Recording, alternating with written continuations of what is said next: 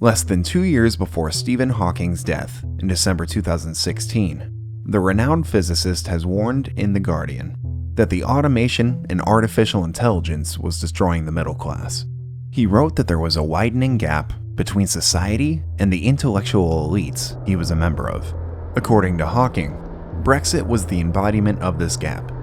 He claimed that the poorer British people who were left behind used Brexit as a way of showing a red card to the government. Hawking believed that globalization and the accelerating pace of technology change were responsible for social unrest. According to him, the rich could get richer and the poor were to get poorer, primarily because of automation, a phenomenon consisting of limiting or replacing human labor with autonomous machines, or of performing work that was previously impossible. He claimed that automation has already decimated employment in traditional manufacturing, and soon, artificial intelligence was to extend this destruction into the middle classes. Only positions where empathy, creativity, and supervisory functions were important were supposed to remain. He painted a grim picture of the future: growing inequalities all around the world, with small groups of people reaping huge profits on one side, and with the ever-expanding masses of poor people without the possibility of survival on the other. What was Hawking worried about? Imagine a future for Mark, a freshman studying in college. Mark has no professional experience, so he found a job as a clerk in a local grocery store, as it did not require any specific skills. Many people like him perform simple and low-paid jobs that are easy to automate. The owner of the shop, Leon, will soon buy an automatic cash register that will make Mark's job obsolete. Leon has already bought a self-learning computer program to replace accounting in his small business. Because of this, he no longer requires the services of Joanne, who is an accountant working in a small accounting office. It seems that only the owner of the store benefits from automation, but the process is far from over. A Japanese online company, Nozama, will soon enter the market, delivering purchases via flying drone. Leon will lose his shop. Nozama's enormous warehouse will be operated by a host of self-learning robots that will require supervision only by a few dozen people. Someday, their job will be made obsolete as well. On the surface, it seems that automation will harm all of these people. The freshman Mark will not get the experience needed to find a job that requires creativity, empathy, and supervisory skills. He will wind up living on the streets. What's more, according to Hawking, masses of the unemployed will be joined by immigrants seduced by an illusion of happiness straight from Instagram. Hawking was not an economist. He wrote as a very intelligent layman. With no economic skill set nor economic knowledge, he could offer little more than platitudes. And he was not the only one. Entrepreneur Elon Musk, an independent candidate for US president, entrepreneur and statistician Andrew Yang also warned against automation. In a survey conducted by Pew Research Center in 2014, a wide group of experts in the field of technology, only 4 per 30 people mentioned by name were professional economists, indicated the following threats of automation. 1. Technological unemployment. Low-level and especially blue-collar employees are already being fired, and soon the same fate will fall upon white-collar workers as well. 2. Few highly skilled specialists will earn more, but others will be displaced at best into lower-paying service industry jobs. This will lead to an increase in income inequality and will create a class of permanently unemployed people. 3. The education system, as well as political and economic institutions, are unprepared for the challenges of automation. Among the opportunities offered by automation, the respondents mentioned 1. Though some occupations will go away, in the past, technological changes have always created even more new jobs. We will adapt to these changes by finding new job opportunities and by using uniquely human skills. 2. Technology will free us from tedious, repetitive work and will turn our relationship with work into something more positive and socially beneficial. 3. After all, we control our destiny and we choose our future. In spite of strong arguments against it, The fears of technological unemployment linger since the Industrial Revolution. At its dawn, economic conditions were difficult after the Napoleonic Wars. Some manual workers decided to destroy stocking frames, believing that such textile machinery deprived them of their work. After 1811, a wave of riots swept over Britain, with workers burning mills and sending death threats to force inventors into exile.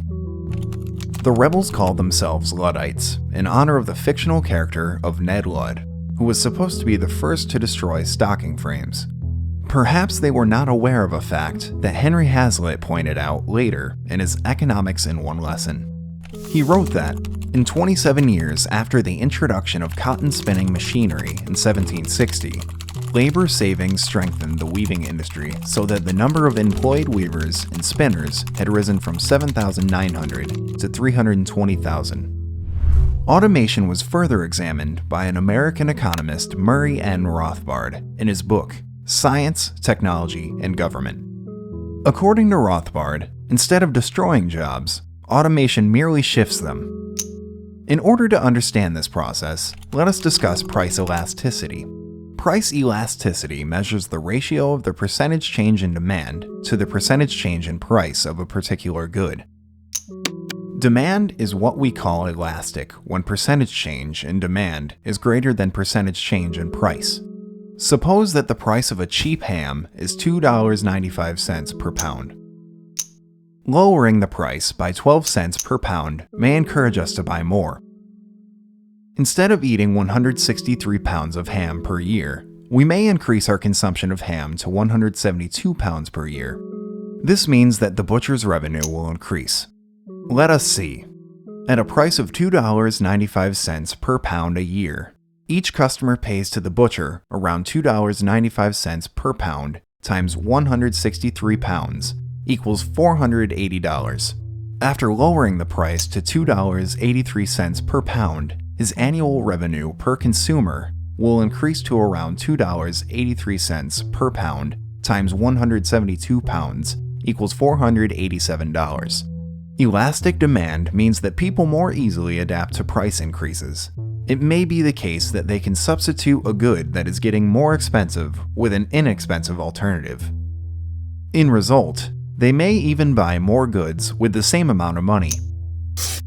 On the other hand, inelastic demand means that a percentage change in price results in a smaller percentage change in demand. Let us get back to the butcher. This time, let us assume that the price decline will result in an increase of average annual purchases to only 168 pounds of ham. At a price of $2.95 per pound, annual revenues previously amounted to $2.95 per pound times 163 pounds equaled around $480 per customer. At a lower price, the butcher's revenue will fall to $2.83 per pound times 168 pounds equals around $475. For example, demand can be inelastic on a relatively monopolized fuel market where consumers cannot easily withdraw from paying increased prices, or on markets where consumer demand has already been saturated, so that they do want to increase purchases when prices decline.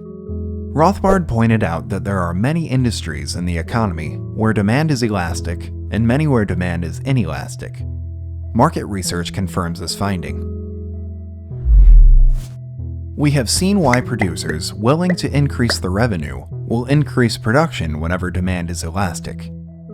You may feel that the explanation was a bit too abstract. What was the real perspective of the butcher? He lowered the employment of labor and increased the employment of machines. This enabled him to lower his prices. The sales increased. Given the new ratio of labor to machinery costs, the butcher has to keep a sufficient number of employees in order to maintain the increased production. This is why the increased production will lead to less redundancies. But there is more. Production of these new machines also requires some labor. Some machines will be produced by yet other machines that will also require labor to be produced. This is why in some proportion, the production will still require labor and other primary factors. In other words, natural resources. The cost of factors of production will in part shift to labor and in part to the owners of metal ores and other raw materials. For example, the butcher's cost of each pound of ham is slightly below $2.83 per pound, split between machinery costs of $1.24 per pound and the same amount of labor costs. Suppose that the butcher bought the machines and laid off some of the employees and pays machinery costs of $1.36 per pound or 12 cents per pound more, and the labor cost of $1.06 per pound or 18 cents per pound less. Let us calculate the butcher's annual revenue per client. 1. Before the layoffs, around $202 equally for the machinery and labor. 2. After the layoffs. A. Around $173 for labor. B. Around $221 for machinery. 3. After the layoffs and after increasing production. A. Around $183 for labor. B. Around $233 for machinery. As we can see, even though the butcher's ratio of layoffs to increase in machinery costs was 3:2, the eventual layoffs amounted only to $19 instead of $29, while machinery costs increased by $31, meaning a new ratio of 5:8. Now for the essential point. The $31 of machinery costs will not simply vanish from the economy. Machine manufacturers will also have to employ labor and other factors of production. Employment in machine factories will increase, as no shift in the ratio of labor to machinery costs occurred there. Let us now return to inelastic markets, where a decline in prices results in a lesser degree of increase in consumer demand. Given inelastic demand for a specific good, total consumer spending on it will decrease, as consumers will rather spend money on other goods. This means that the employment will increase in other sectors of the economy, for example, in machinery manufacturing. Consumers will have more goods, and technological unemployment will not appear. Let us make an important note here. Critics of automation offer dire visions of total and sudden displacement of human labor by machines. They sometimes even allude to the Terminator movies, in which cyborgs have violently eradicated humanity. In their visions, employees do not have time for training because they lose their jobs immediately and in large groups. There is nothing further from the truth. All serious changes in production processes, such as modification in production lines, fine-tuning of supply chains, adjustment in production scheduling, or even thorough reorganization of the sales system, require time. Such changes need to be tested and implemented gradually and carefully. Some parts of the production process will be modified, while other parts will remain unchanged.